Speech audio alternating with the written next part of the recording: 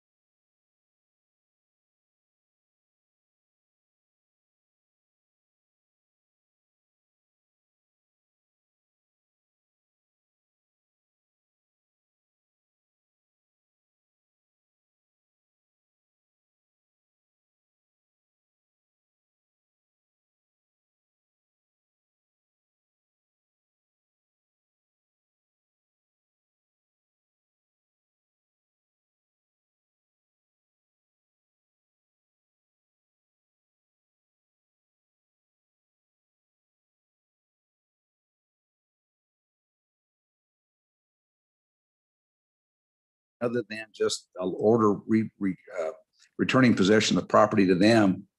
And a money judgment has to be less than $6,000. If it's more than that and they're seeking a money judgment in excess of that, then they would have to have an attorney represent them. But that's what the bill does. And I'd ask for your favorable consideration. Would stand for any questions, Mr. Chairman. Committee, any questions? Representative Burkhart. Thank you, Mr. Chairman. Senator Chairman, this all sounds vaguely familiar to me. Did the House consider a similar bill? Do you know? Mr. Chairman, this bill has, I think some of the public testimony you hear is this has been an item that's come back a number of times and it's never quite made it all the way through for whatever reason. Okay, follow up, Mr. Chairman. Go ahead. I'm on page 2, Romanet 3. Okay, I can understand the state bar and the court providing them written notice. And then it says all other parties. Who's envisioned by all other parties? That seems like a pretty broad term to me. Mr. Chairman, the parties are the parties to the litigation. So generally it's the landlord and one or more tenants. Thank you. Representative Western. Mr. Chairman, thank you.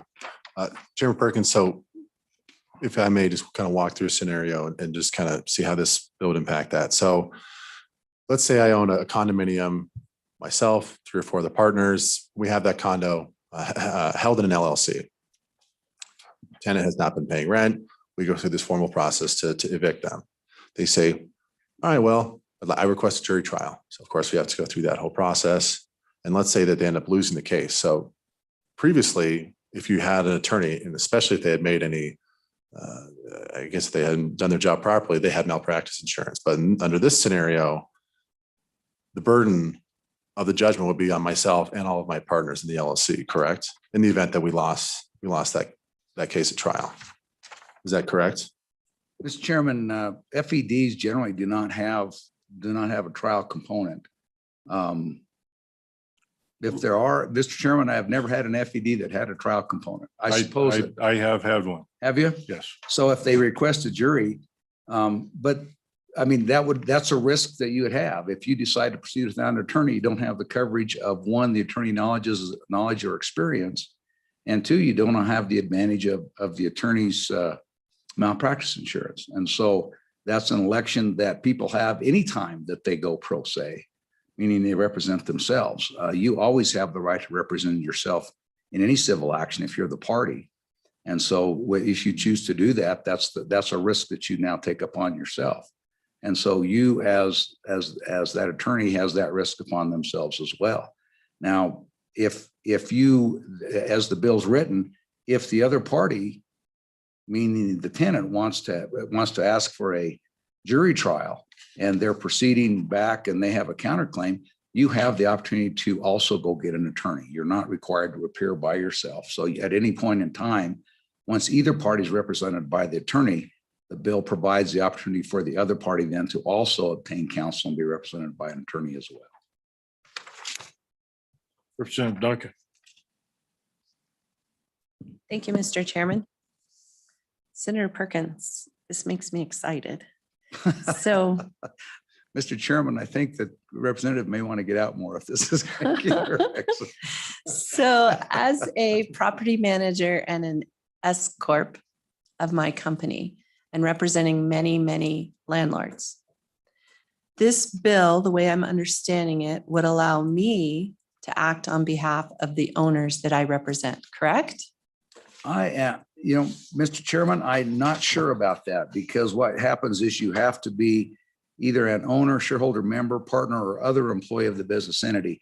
I suppose, depending upon your contract, you might be considered an employee, but you may not.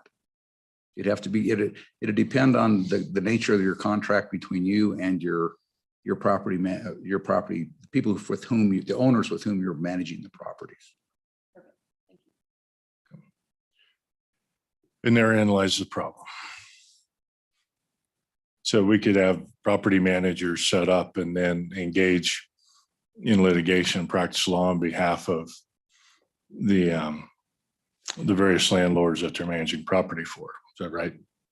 Senator Perkins? Mr. Chairman, I think what you have to have is you have to be an owner, shareholder, member, partner, or other employee. If you're an employee, you're an employee.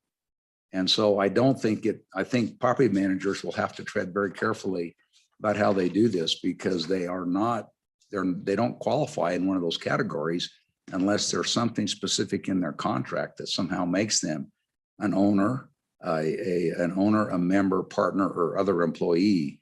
And it's when you say employee, it's not agent, it's employee. And so I think you have to be, I don't think this allows the property manager to represent all of their owners.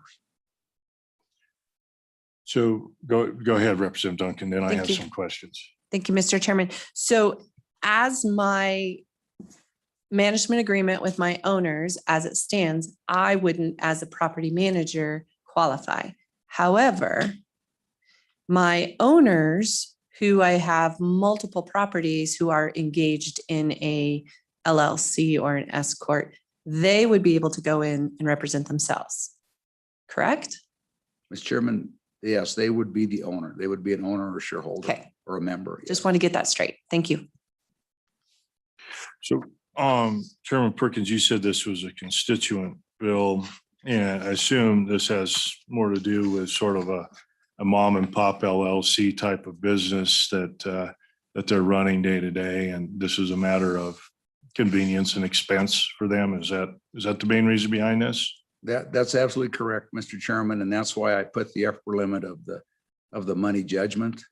In reality, I think the most common experience is, doesn't matter what your judgment is, very rarely do you collect it.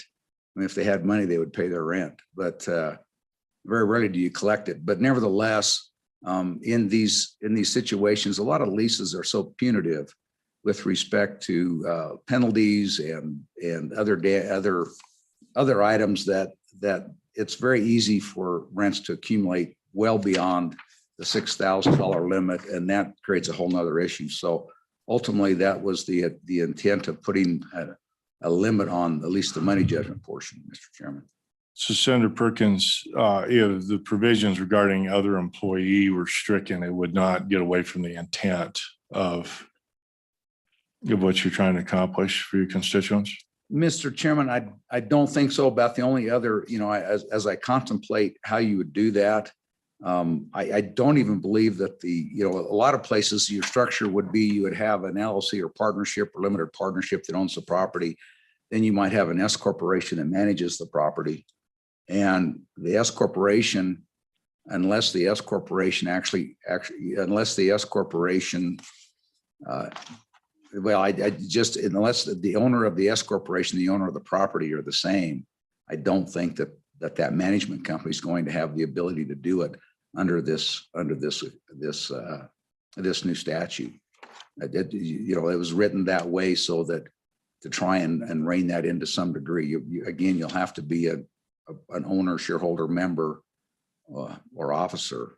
And whether or not you're an employee, that's, if it's a mom and pop, they're going to qualify under one of the others as opposed to being an employee. I suppose you could hire your attorney as a part-time employee and pay them a wage, or you could hire your property managers as an employee and hold them as a wage. So that, there is a potential for a loophole, Mr. Chairman. But again, with the ability to limit it to the money judgment value of small claims, I think it'll help mitigate some of that. So Senator Perkins, why would you send notice to the state bar? Why would the state bar even need notice? As I chaired the unauthorized practice law committee for 5 years, why? I don't want those letters. Mr. Chairman, it's an abundance of caution. If I smell an amendment there, I certainly would have no problems with that. It might actually improve the bill. My guess is that if there's that concern, there'll be plenty of concerned attorneys that will be reporting that to the bar if somebody thinks this is being abused. So then, Chairman Perkins, on page 2, line 16, you need to meet the requirements of all 3 Romanettes, and sure, this is difference between LSO drafting attorneys, but the insertion of the word "and" Yes, to, Mr. to Chairman. ensure clarity with that. Yes, Mr. Chairman. Okay. Good catch. Then in paragraph Romanet 2, so the person representing the business entity may litigate actions on behalf of themselves without an attorney. Is that on behalf of the business entity? It should be itself most likely, but yes. The person representing the business entity may litigate actions on behalf of the business entity.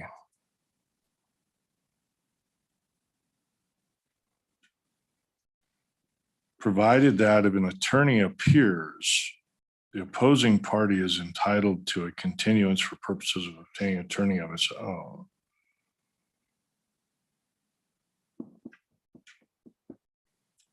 Mr. Chairman, I've seen awkward paragraphs, so what's the, am I just missing the point on a Monday morning that that's clear?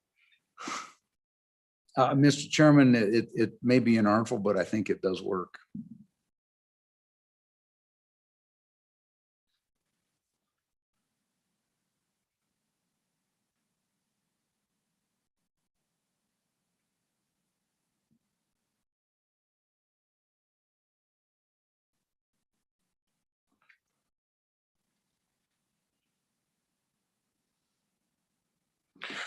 Okay, committee, any further questions for Chairman Perkins? Mr. Chairman, Yes, sir. I may, if you break that out, it may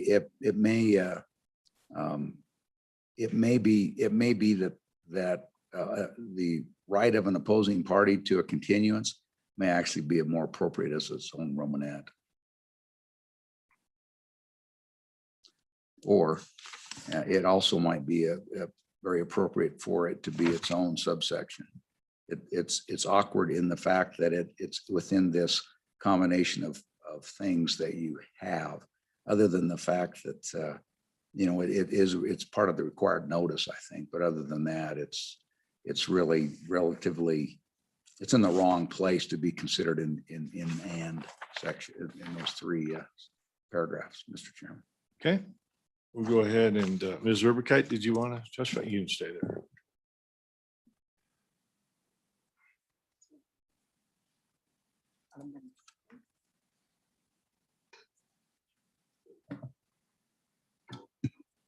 Good morning, Mr. Chairman, members of the committee. Morning. I'm Lori Erbekite, and I'm representing the Wyoming Realtors.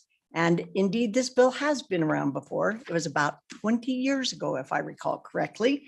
And it passed the Senate, same as it has this time, without any problems. And then something happened in the House.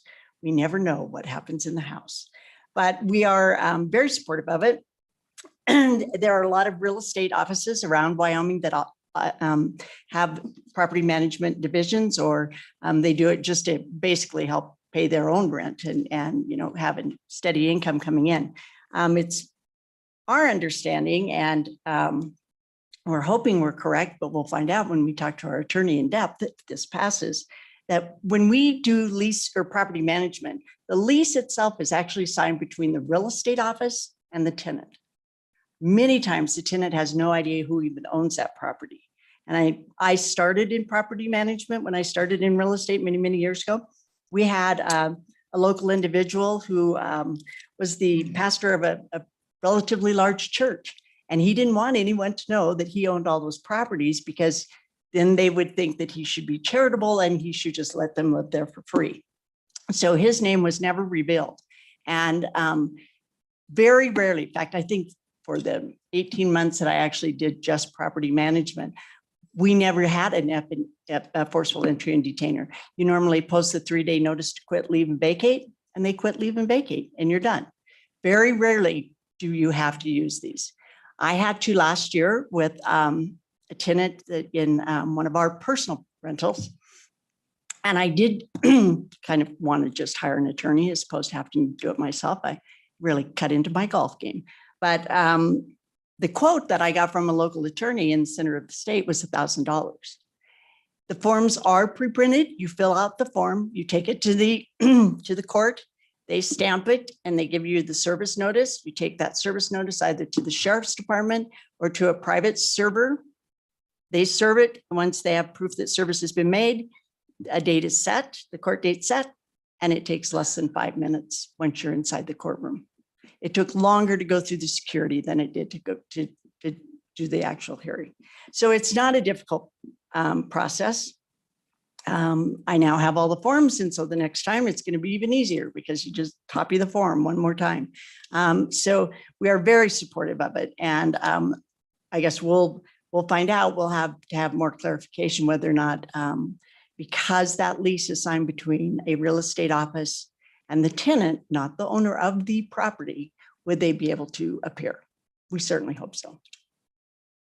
And I'm happy to answer any questions. So Ms. Urbicite, you don't know how the statute reads and who has the right to bring the cause of action. Is that what I'm missing, Mr. Chairman? Evidently. Well, Ms. Urbicite, I mean, therein is why an attorney is needed, because it's not always very simple. And who has the right to evict, forcible entry and detainers and eviction. And while the 3-day notice does work, I've been all the way through jury trials on these. Commissioner Glaus and I had a famous jury trial in Washakie County. But that is a question. Who has the right then to bring the action? And Mr. Chairman, as I said, I'm not an attorney. I would not be comfortable representing people pretending to be an attorney. But again, even if this doesn't cover the real estate management companies, which I guess I'm going to ask our attorney his opinion if and when it passes, but there are a lot of LLCs. My husband and I were this close to putting all of our rental properties into an LLC, and then I wouldn't have had a choice. I would have had to hire an attorney. So, either way, this is a step forward as far as we're concerned. And certainly in a large case, and if it's against another governmental entity or something, you certainly don't want to show up without an attorney. But in the simple, quite frankly, the simple rental issues, the people that were in our rental house had left, they had moved. But every time we would send someone in to clean it up because it was totally destroyed, they would show up and literally they called the police, and our people had to leave because we had not gone through this process. So it is not used often in residential rentals. I really don't believe it truly is. Most people just leave, but there are those instances. Okay. Committee, any questions from Ms. Urbicite? Okay. Thank you, Mr. Chairman. All right. Thank you. We spent almost a half an hour on one of my favorite subjects, forcible entries and detainer. Mr. Chairman, Go ahead, Chairman. somehow I'm not surprised that you had a jury trial.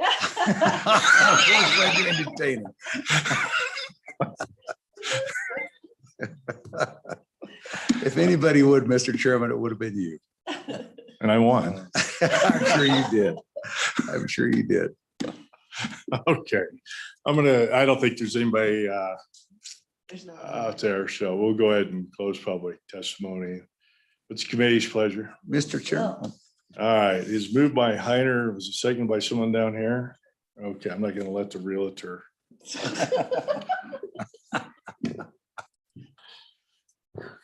All right, committee, sensing the fall of civilization. Go ahead, Representative Duncan.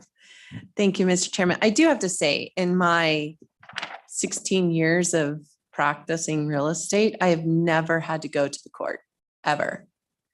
Simply just serving someone with the sheriff's notice. They either pay or they leave.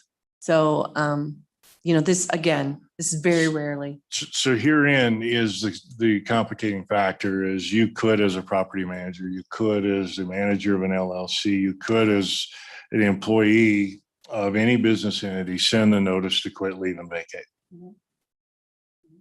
Okay, you can do that right now. There's nothing prohibiting that from happening. As a matter of fact, that's what I advise my clients here. It's email them the form, send this off to them. Let me know if it doesn't clean up. And then if it doesn't, then you go through the process of getting the court order and move them out. So the issue is, we've allowed business entities to go ahead and practice in small claims up to $6,000.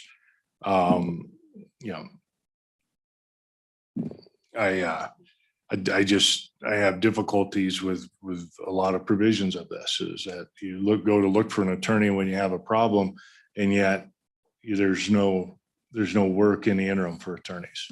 So we'll keep eroding the practice of law, and we'll see where we are. Okay, anyway, any amendments on page 1, committee?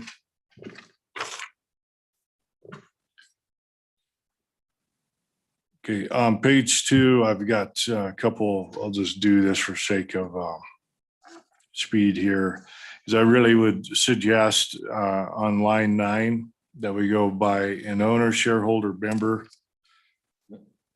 or, yeah, go ahead. I'll second your amendment. Okay, or partner, and then strike other employees.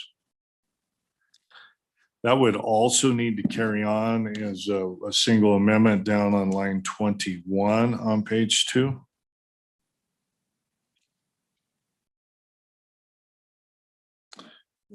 No, seconded by Burkhart. Yes. Do you want to move the or in front of partner? Yes. Yeah, it'd be an identical amendment. So the answer to the question that I gave Ms. Urbikite is that if the lease is between the property management company and the tenant, the property management company has the right. Chairman Perkins. Mr. Chairman,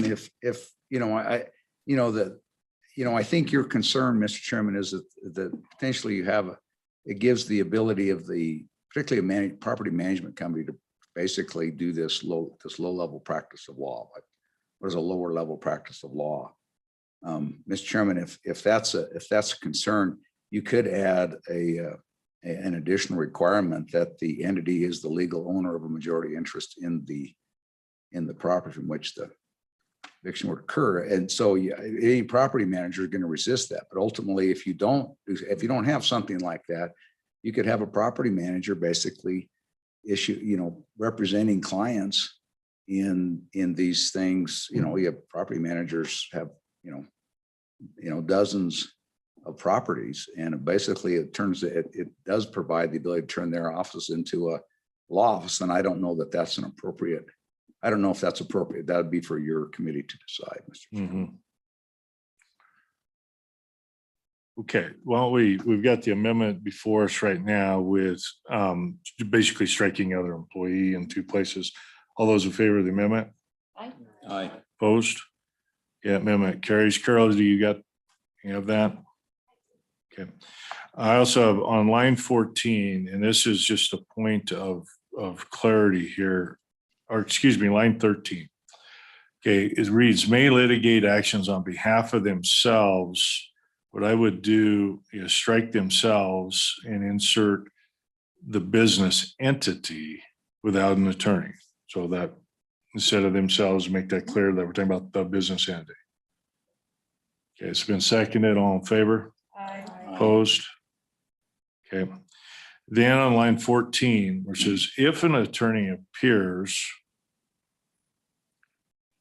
and I would say on behalf of the business entity, comma, the opposing party is entitled to a continuance. Second. Another point of clarity. Okay, seconded by Burkhart. Any discussion? All in favor? Aye. Okay, that motion is adopted, or amendment is adopted. Would you clarify that one? I've got the wording. I'm just not quite sure where it Okay, goes. so on line 14, it says provided that if an attorney appears on behalf of the business entity, comma, the opposing party is entitled. Okay, Mr. Chairman, go ahead, Representative Burkhart. is that a new sentence or just leave it alone? It's a qualifier on that clause, provided that if an attorney appears on behalf of the business entity. Does that make sense? Yes. Okay, all right, Thank we're you. good. Line 16 after own, in the semicolon, I'd insert an and. Is there a second? Okay, all in favor? Aye. Okay, that's motion's adopted. This one I'm not, it's not quite is, but number 2 says a business entity provides notice in writing to the court, comma, the state bar and all other parties. That my general thought would be is that it would be in writing to the court, comma, and all parties to the proceedings. To make that cleaner. So we'd strike the state bar and strike other. Okay, it's been moved and seconded. Any other discussion? All in favor? Aye. Okay, what's up? Okay, didn't look like you were. Is that enthusiastic, Representative Sherwood? All right, I have nothing more. Does anybody else have any amendments? Just a question. I have one more question. Okay, Before you had mentioned an and between Romanet I and II. Do you want that and in there as well, or just between II and the 3 I's? okay, so Speaker Brown said we talked in terms of the Romanet, so. It'd be, Romanets. so on line 16, just on line 16 after own semicolon, Mhm. that was an and Okay, is inserted. and not the one above. Thank you. Okay. Yeah, Danny, or Just a question, Mr. Chairman. So you're saying that the business entity can be the property manager. They don't have to be necessarily the owner of the property. and that would depend upon the relationship between the owner of the property and the property manager. So Ms. Urberkite testified in terms of that they had had an agreement with the property manager that they held all incidences or rights to that property to lease it. Okay. So that relationship exists and the property manager could bring these cases. If the property manager was just simply finding people to rent the property, presenting a form lease, and the lessee and the lessor both sign that, then that relationship is different. Okay.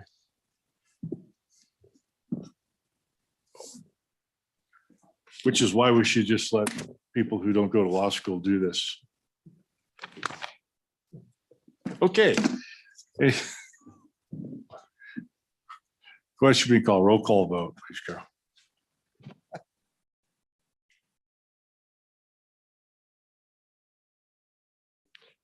Representative Bear has submitted an absentee vote of aye. Representative Burkhart. Vice Chair Duncan. Representative Air. Aye.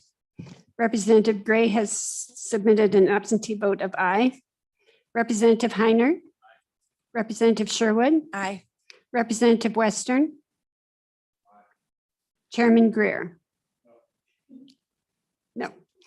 That would be 8 ayes, 1 no, do pass with amendments. Mr. Chairman? We'll work on those amendments sometime next week. Okay.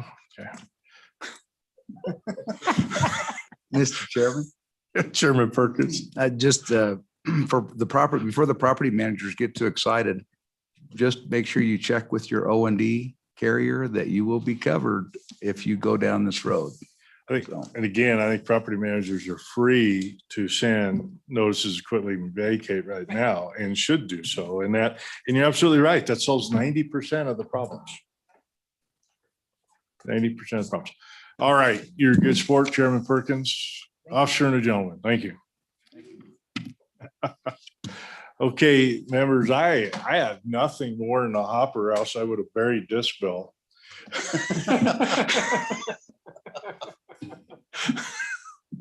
I've got a good printout here. And I think, Carol, you handed this out to all the committee members, right? You know, Representative Bear's comment here, this first one is really intriguing. So get you guys thinking around that. The produced water is John Robitaille. That's what was her name of those guys have been around, but they've got some DEQ permits on applied water. And there are some issues revolving around beneficial use, some water rights stuff with this that I think it'd be a good topic to look at. I'm not so sure about the cybersecurity and some of these things. I think that might be better left to the runaway blockchain committee. This, yeah, so then here's the ones that we got to try to squeeze some time in, and it's with Department of Workforce Services. Before the merger, I can't, the one division dealing with workforce services regularly came in front of minerals was its home committee. And after the merger, they've always answered to or went to labor health. And quite a few of the issues have overlap with businesses and economic development, in particular with businesses. As you guys know, my passion for CTE and to make sure business has a voice in there. Maybe one of those things that we work on some primacy on OSHA issues for the 16 to 18-year-olds, this temporary worker issue, and again, just whatever we can do on some of their programs to get those to merge in.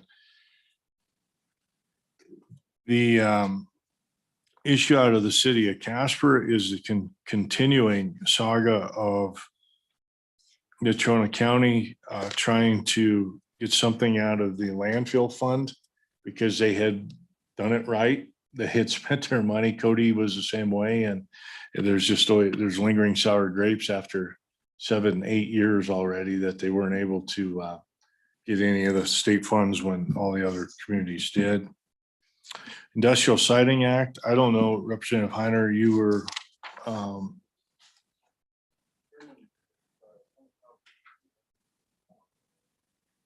okay.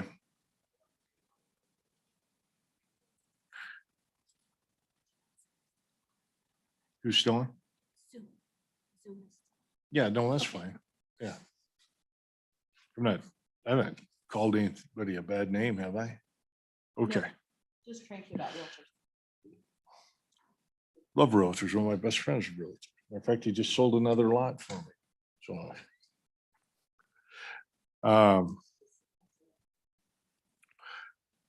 and then the Wyoming Business Council, we've got several comments from a lot of people on this committee, in particular the House side, and that is a firm commitment to look at all of their programs.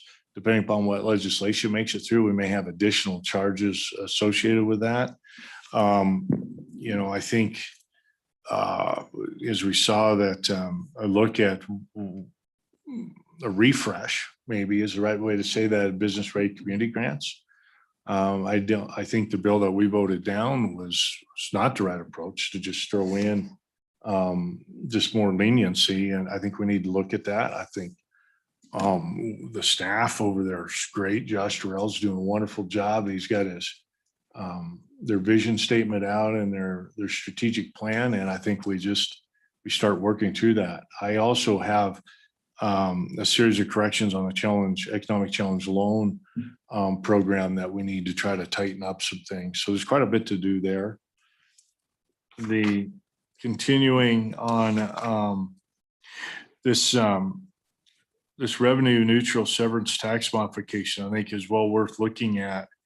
If the federal royalty goes up on coal or oil and gas, the state of Wyoming gets back 49% of that.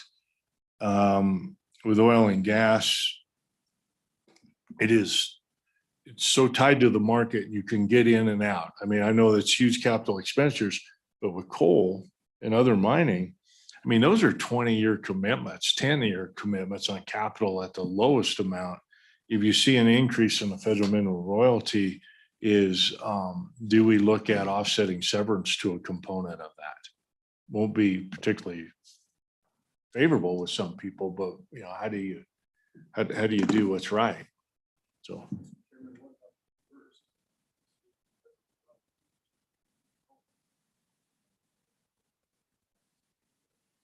Yeah.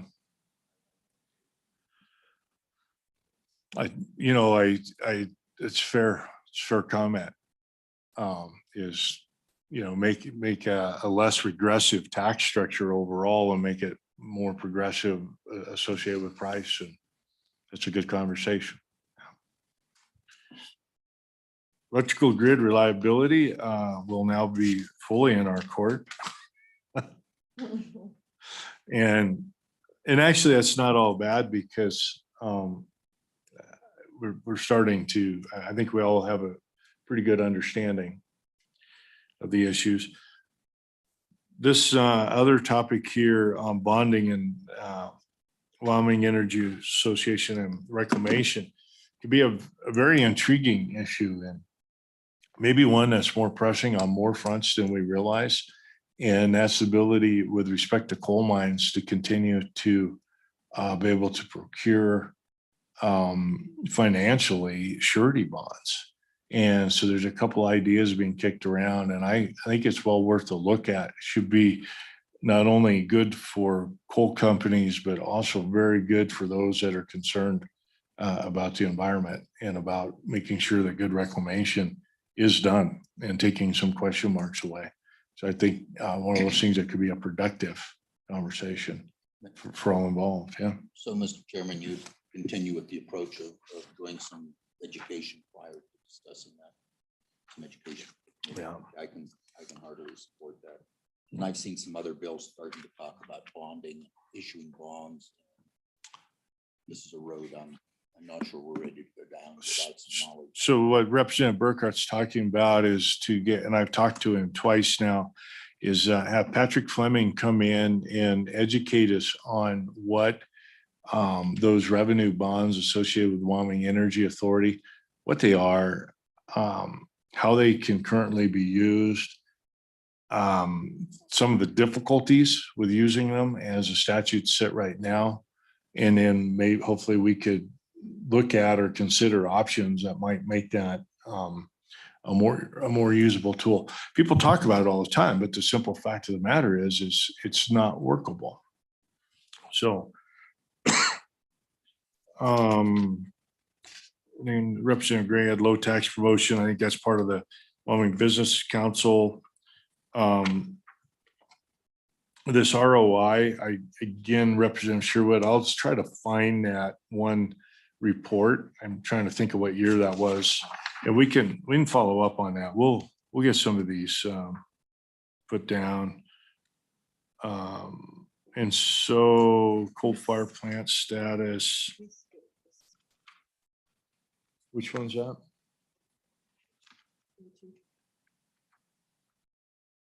Yeah. Okay. Right now, is there anything else you guys were thinking about that's not captured on this? Representative Burkhart kind of mentioned some education on and looking at the WEA bonds and what. Is there anything else you guys, House members, are thinking of? Mr. Chairman, on that one, yeah, I think the education is important before we can even discuss that. Sure. So I don't know, but most of you heard Chairman Anderson's comments of, well, didn't look like we had much to do, and he wasn't really going to set up a joint meeting. So I've got my work cut out for me. So I'm going to try to work up some draft agendas and sit down with him and do the like. So I understood we wanted to meet in Trona country. Is it Green River, Rock Springs? Where's a good place in that neck of the woods? The college, Sutton, Rock Springs. Okay. Are we still gonna need streaming capabilities? Your meetings?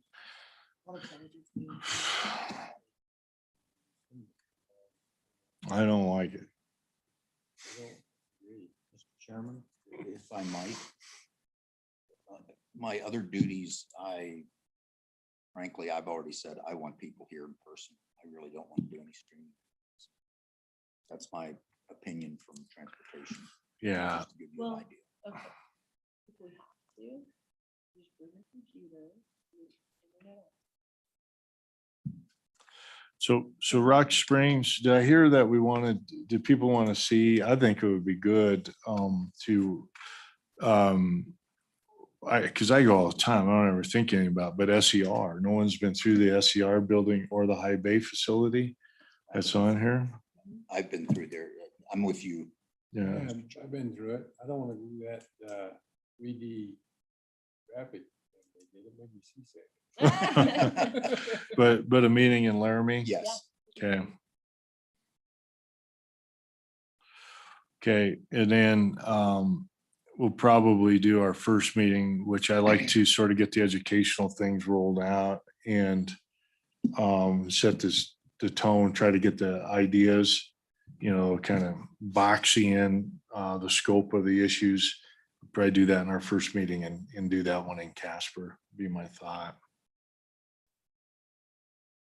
I'm trying to be very considerate of our two members on corporations and get done by that first week in November, but we may have to, and maybe it's a matter of if we've got quite a few bills that we don't feel are ready as we do a Zoom meeting in December to just work some bills. That's acceptable with me. Yeah, I just, with this, the scope of the work just keeps growing and growing and growing. It's getting to a point where you have to be retired. And even then that gets in the way of being retired, I assume, with you too. Yeah. Yes.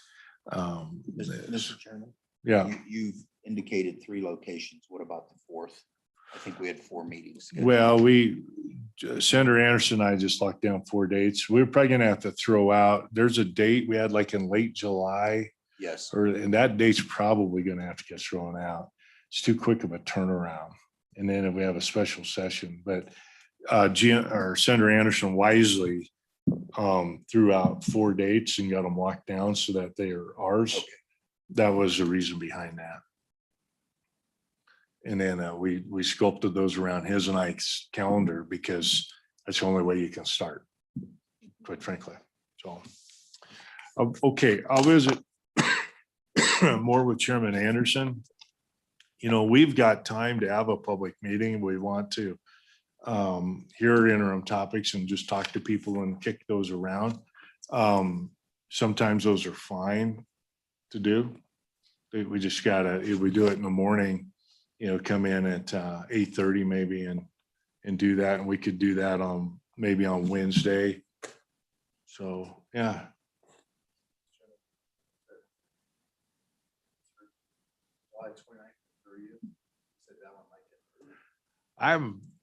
If we throw one out, that would be the one to throw out because the turnaround time between meetings there just isn't very good for LSO staff. And if we do a special session, and that's the other thing too, we do a special session. I mean, I guess you guys take this as a compliment. Everybody goes, oh, we'll just give it to minerals and they'll bring us a bill. They'll figure it out, which is a compliment, but.